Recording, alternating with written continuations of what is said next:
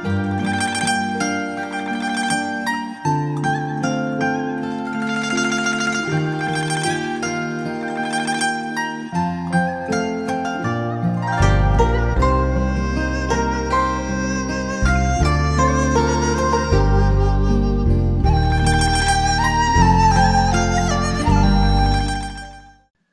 soy Daniel Bosque, esto es Club Minero y tengo el gusto de hablar con alguien que es importantísimo hablar en este momento, que es Néstor Restivo, un colega periodista, que él es el director periodístico de Dangdai, que él nos va a decir qué significa eso. Una publicación que ha sido pionera en los temas argentinos, de Argentina y de China, y que ahora en estas horas sí o sí tenemos que hablar con él. Hola Néstor, ¿cómo te va? Hola Daniel, ¿cómo va? Buenas, ¿qué tal? Gracias por el llamado.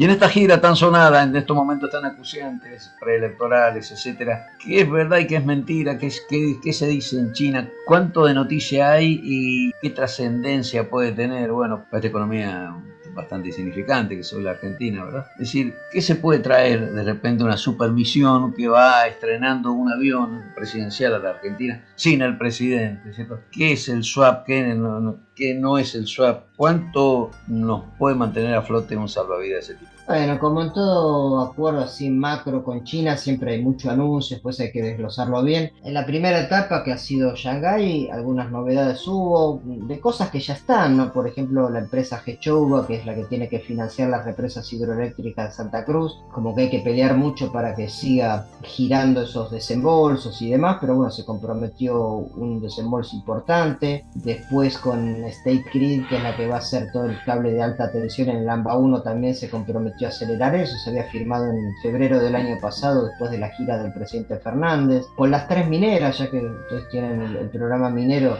Canfen, Tibet Summit y Xinjiang, que están en el norte de Argentina, ya están explorando el tema del litio y demás, y han anunciado que van a acelerar un poco las búsquedas y poner en explotación alguno de esos tres proyectos. Así que nunca las cosas son inmediatas. Bueno, hay que ver en el swap en Beijing, casi todos coinciden que va a haber una mayor flexibilidad para poder usar esos yuanes en términos de comercio y de reservas. Eso se va a anunciar en las próximas horas. Con los BRICS va a haber que esperar un poco, había una expectativa de tener una línea de financiación ahí, bueno, se cayó, pero hoy justamente hubo una novedad que la presidenta Dilma Rousseff, la presidenta del Banco de los BRICS, anunció que en agosto se va a concretar el ingreso de Argentina. Digamos, son cosas de largo plazo, nunca es de un día para el otro. Sabemos la desesperación que tiene Massa y la economía argentina y el gobierno para traer dólares, y algunas de las cosas estas que se han anunciado creo que van a aliviar en el corto plazo esta coyuntura. Después lo verá en el tiempo, se verá si las carpetas de memorandos y demás se van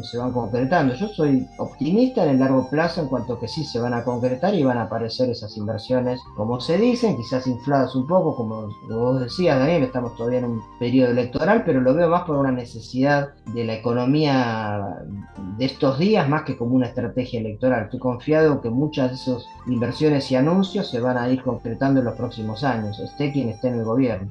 Argentina está cayendo en manos de los chinos, como se dice. Es tal la voracidad china y tal el interés que puede tener China por estas relaciones bilaterales y esta inversión en negocios energéticos, mineros, extractivos, etcétera. Yo creo que hay toda una cantidad de prejuicios o de dudas o de temores con China. En parte son lógicos porque es un Asia en general, no estaba siempre muy lejos de América Latina y de Argentina, y por lo tanto es una novedad que rompe con la tradición, que es nuestra histórica vinculación con el mundo occidental de pertenencia. Entonces, por un lado hay cierta lógica en esa prevención, que insisto, para mí hay mucho prejuicio y también desconocimiento, pero por otro hay una operación sin duda de narrativa y comunicacional de aquellos sectores que pierden con el hecho de que China se acerque tanto no solo a la Argentina, no solo a América Latina, sino a todo el mundo, a África, Asia, a Europa mismo, a Estados Unidos, que son los principales clientes de China, pero en nuestros países esos otros anteriores dominantes en términos de comercio, de finanzas, de crédito, de inversiones, sienten un desplazamiento que tratan de combatir a como dé lugar. Y ese combate también entra en el terreno comunicacional. Pero fuera de eso, la verdad que China tendrá otras condiciones, a algunos les parecerán mejores, a otros peores, distintas, pero no es tan diferente a lo que hace cualquier inversor externo o comerciante de un país a otro, en el sentido de, primero, defender su interés nacional, que es lo que hace cualquier otro país, y en segundo lugar, establecer un vínculo donde nuestros países se complementan mucho con China, porque tenemos minerales, justamente, energía, alimentos, que son productos en los cuales China no es autosuficiente, y por eso se posiciona en donde pueda, con toda la batería de poder que tiene en términos de población, de PBI, de capacidad de pensamiento estratégico. O sea, yo no veo este discurso que hay de caer en manos o de depredación, no lo veo diferente. Si acá vinieran inversores, como de hecho vienen, de Australia, de Canadá, de Europa, de Estados Unidos, no hay ese discurso. Sin embargo, esas inversiones no han sido, en todo caso, tan beneficiosas como se entiende para nuestra región. Nuestra región sigue siendo subdesarrollada, en mi opinión, por problemas básicamente de nuestras propias dirigencias, pero sin duda la injerencia extranjera ha incidido directamente. Y en el caso de China es un nuevo jugador que disrumpe, o que es disruptivo, mejor dicho, frente al escenario que se había dado en las últimas décadas o inclusive siglos. Pongamos las cosas un poquito en contexto. Estoy hablando con Néstor Restivo, director periodístico de Dandai, que se llama Generación Actual, según me dijo, y una publicación que tiene 13 años en el mercado. Bueno, como todas las publicaciones, antes más papel, ahora más digital, que en estos 13 años sabemos todo lo que cambió la Argentina, pero ¿cuánto cambió China en su dealing, en su expansión internacional, en su mirada a América Latina, en sus relaciones con Argentina? Bueno, está buena la pregunta porque cambió mucho. Yo entiendo que China, cuando empieza a acercarse a nuestra región, que ya hace más de ese tiempo, ¿no? Yo recuerdo que cuando lanzamos la revista en 2010, 2011, ya desde el 2004 teníamos, desde aquel viaje de Néstor Kirchner y en respuesta el viaje de Hu Jintao, es decir, el intercambio de presidentes, 2004, insisto, ya había habido un salto de calidad y de cantidad increíble en la relación. Todos los presidentes anteriores habían viajado a China, habíamos recibido a líderes chinos, desde Alfonsín, inclusive de antes, ¿no? En el régimen militar, pero también Alfonsín, Menem, de la Rúa, etcétera. Pero fue con el kirchnerismo donde pega un salto muy grande. Y esto fue 2004, es decir, hace ya más de 20 años casi. Y en aquel momento China tenía una visión más, me parece, de conjunto con América Latina, sin saber distinguir bien qué era Centroamérica, qué era el mundo andino, qué era el mundo del Atlántico, Brasil, Chile, Argentina, Uruguay, etcétera. Yo creo que hoy ellos se han especializado mucho en conocer las dinámicas políticas, economías de cada uno, se han acostumbrado más a las características nuestras que tienen que ver con la inestabilidad, los cambios abruptos, los regímenes políticos que van cambiando de un lado para el otro. Y también creo que a su manera nuestra región aprendió a entender a un país que negocia en forma dura, pero que también es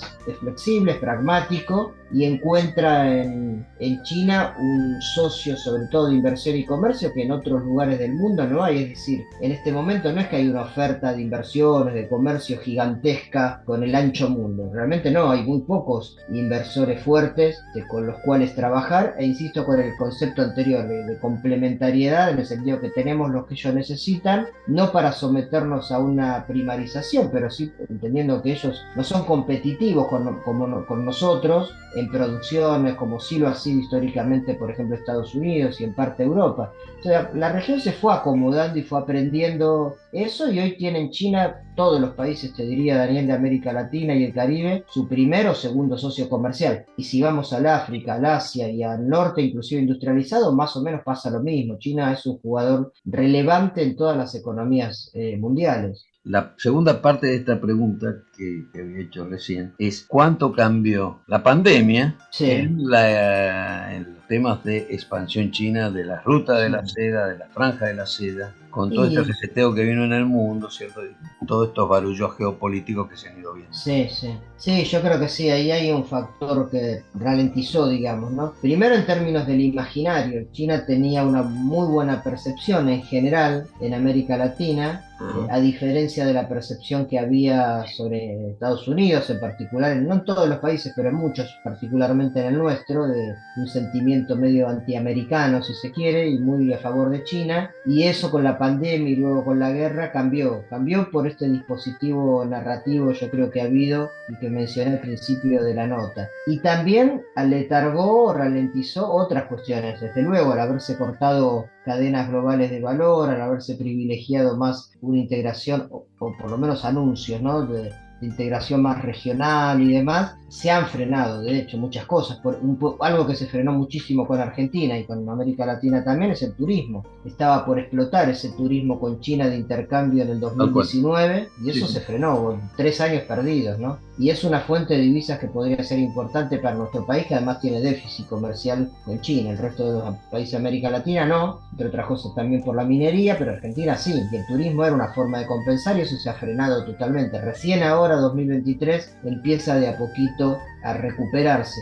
Y después, bueno, antes del 2019 era constante el número de visitas de empresarios de aquí para allá, y recién en los últimos 2 o 3 meses eso está empezando a asomar otra vez la cabeza. Creo que si no hay interrupciones se va a recuperar, pero con ese impacto que sin duda significó primero la pandemia y luego la guerra más en términos geopolíticos, ¿no? Y hablando de guerras, vos que sigues muy de cerca el tema chino, obviamente, ¿qué compromiso tiene hoy el mundo con respecto al problema Taiwán? Porque se dice, Sí. bueno, estamos a la punta sí ya de una tercera guerra mundial, el tema de los conductores, los chips, etcétera.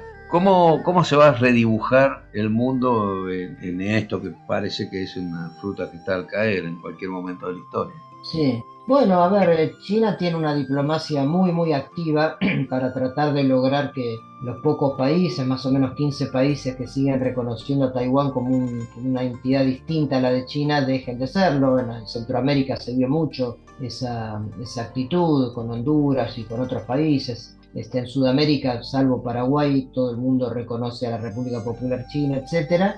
Y China tiene ahí una ambición nacional y patriótica muy, muy marcada de unidad, ¿no?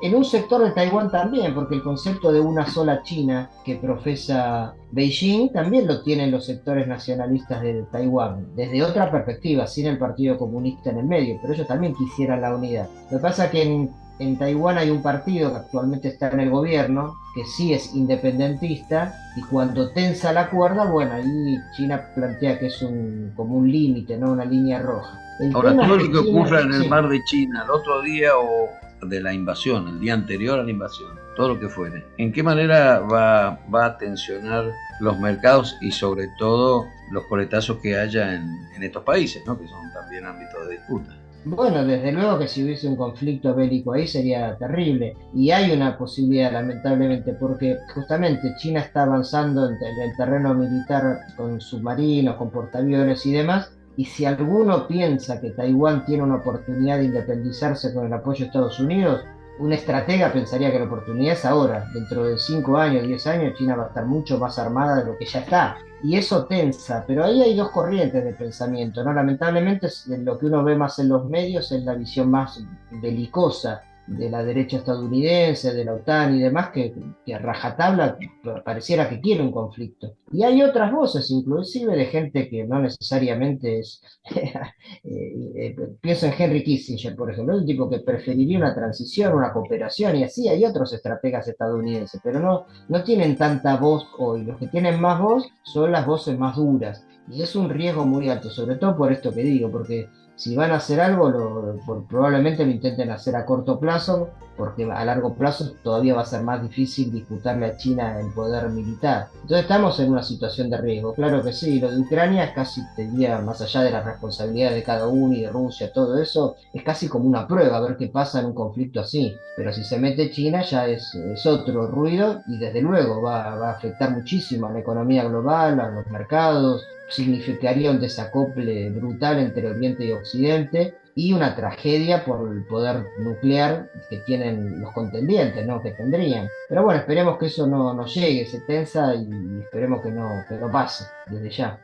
Estamos entrando en el tramo final de esta charla súper interesante con Néstor Restivo, periodista, tal vez el más conocedor de todo el tema chino, por dirigir sus publicaciones de Dan Dai hace mucho tiempo, que era así un introductor de temas que eran bastante desconocidos para unos y otros. Ahora, en este plan, hay un reparo que hay en Occidente, hay en el pensamiento más liberal y en el pensamiento también de izquierda, en todo el espectro político, que es con respecto a la noción del pensamiento único, ¿verdad? Ujú. del partido único, de la dominación y control, ¿cierto? Es decir, ¿cuál es la mirada que se puede tener vos habiendo estado unas cuantas veces en China, siguiendo este tema, obviamente estando muy al fragor de todo lo que ocurre allí? Bueno, ahí lo que pasa es que en Occidente tenemos toda una tradición liberal democrática que viene de la Revolución Francesa en adelante y eso no pasó por China ni por Asia, ¿no? Si vos te fijas todo el mapa asiático, si lo dividís en Medio Oriente, no se puede hablar de democracia desde ya. En el sur de Asia, algunos dicen que India es la democracia más grande, la verdad que los contrastes sociales son pavorosos. Corea del Sur tiene un sistema político donde hay parlamento, pero que está muy controlado por 4 o 5 grupos económicos. Y Japón también tiene una democracia parecida a la de Occidente, pero desde 1947, 45, o sea, desde Hiroshima y el fin de la guerra, siempre gobernó el mismo partido, salvo un par de veces muy poquitos años. Es decir, no hay una tradición al estilo de la democracia liberal de Occidente. O sea, pedirle eso a China también es medio raro, ¿no? Yo creo que no está en la agenda pública de China cambiar su modelo, que es muy especial, que tiene un partido único de gobierno, efectivamente, pero tiene también un sistema de instituciones, inclusive de partidos políticos, aliados al PC desde ya, pero que juegan por afuera de manera consultiva y hay un poder legislativo que funciona de esa manera. Y por otro lado, la verdad que uno cuando va a China y camina y lo ve, la sociedad mientras mejor económicamente, y ni que hablar que ha mejorado mucho, es un país donde el peso del Estado, que es tremendo y demás, y del partido, en el cotidiano no se siente una economía vibrante, de crecimiento, donde existe también algún segmento de individualidad o de propiedad privada que se ha cambiado en los últimos 20 o 30 años, y una economía que da resultados. Ese es el tema, ¿no? Justamente la crítica que hizo en el tercer año de pandemia el pueblo chino que salió a la calle a protestar no era tanto por reclamos, entre comillas, democráticos, sino porque querían laburar, querían seguir creciendo como lo vienen haciendo hace 3 o 4 décadas. Entonces es muy particular el sistema chino, un híbrido de varias cosas que ellos han tomado de distintas partes del mundo, hacen un cóctel de eso y le dan para adelante. Pero la tradición nuestra de esta democracia, nos guste o no nos guste, pero la tradición nuestra en Asia en general es ajena a la tradición histórica de todos esos países, incluido China, y con China en particular con algunas peculiaridades a partir de su propia historia. ¿Cuántas veces estuviste en China? 6 veces, si no me equivoco. Sí, ¿Y 6 veces. cuánto cuesta relacionarse, intimar, confiar, Eh, desconfiar entre no, chinos y cuesta. argentinos? Cuesta y la distancia cultural e idiomática es fuerte, ¿no? Yo no sé el idioma, entonces eso es un impedimento. No es imposible, hay unos cuantos, diría unos cientos o miles de argentinos que más o menos hablan, el resto de los países también, hay que instalarse allá, cosa que yo no pude hacer por bastante tiempo, estudiarlo un tiempito. Es difícil, hay una distancia, pero a la vez se han acercado también ambos países. China aprendió a lidiar con Occidente, a conocer sus normas, quiere imponer un poco su criterio, pero sabe quién está del otro lado, y del lado occidental lo mismo, se empieza a conocer más al otro que está del otro lado del mostrador, y me parece que se han acortado esas distancias, pero igual siguen siendo grandes. Por esos factores, ¿no? Culturales e idiomáticos básicamente. Néstor Restivo, periodista argentino, experto en las cuestiones de China, un conocedor. La última pregunta es, ¿por qué se te dio por ocuparte del tema chino? Bueno, yo en esa época, 2010, 2011, ya me estaba yendo después de muchos años de trabajo del diario Clarín. Había empezado haciendo economía, después internacionales, y era obvio que Asia Pacífico y China en particular estaba pesando cada vez más en los circuitos de decisiones de poder, de comercio, de economía, de finanzas, y me fui interesando cada vez más en eso que estaba impactando tanto ya en aquel momento en el mundo, ¿no? Y los socios que tuve en ese momento en la fundación, uno que es Gustavo NG, que sigue siendo mi socio, es hijo de un inmigrante chino de los años 50, de hace ya muchas décadas, y el otro compañero que se fue después de la redacción era muy fanático de todo lo que es más el misticismo, el tai chi, la poesía clásica, digamos, la China tradicional. Entonces bueno, hicimos un combo ahí para avanzar en una publicación que le representara a los argentinos, porque es una publicación argentina y básicamente para argentinos, una oferta de conocer un poco mejor a ese país que se ha convertido en un jugador tan estratégico para Argentina y para el resto del mundo. Bien, y el público agradecido, entre ellos yo, Bueno, he podido enterarme de un montón de cosas. Te agradezco muchísimo. Bueno, vamos a seguir leyendo, siguiendo todo lo que publica Dan Dai y bueno, la historia continúa y bueno, y a qué paso, ¿no? Néstor Restivo, gracias gracias a vos, Daniel. un abrazo grande. Esta ha sido otra charla de Club Minero, en este caso con algo que nos gusta mucho, que es hablar con los colegas periodistas que saben de cosas.